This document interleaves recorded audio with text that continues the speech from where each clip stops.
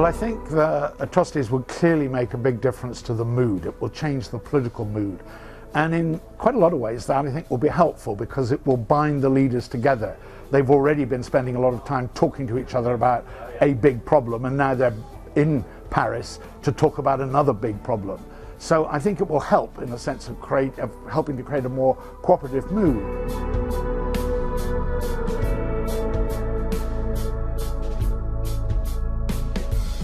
They will all have been briefed by their security people about the connection between climate change and refugees and therefore terrorism. So the importance of climate change as an issue, more strategic geopolitical issue, will be higher up in their mind than it otherwise would have been.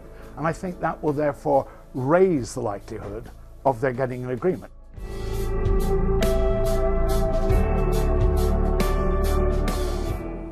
I think this will be far less of a celebration than it would otherwise have been, particularly because I think the main demonstrations have been cancelled.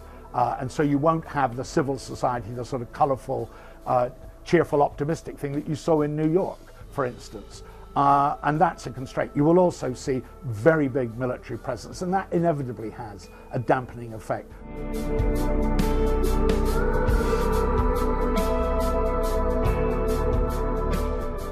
I mean, the risk of that is you have a lot of people turn up and there's nowhere organised for them to go, and they're milling around in the streets with a lot of soldiers. What's going to happen is the organisers of the very big demonstrations are going to ask people to use social networking to ask people to march somewhere else for them, so that there's a whole sort of piece of quite deliberately discharging that. And there will be quite a lot of cultural activities, you know, things that are sort of not involving giant crowds, big groups of people, hard to manage, with the possibility of them being used as cover for disruptive tactics.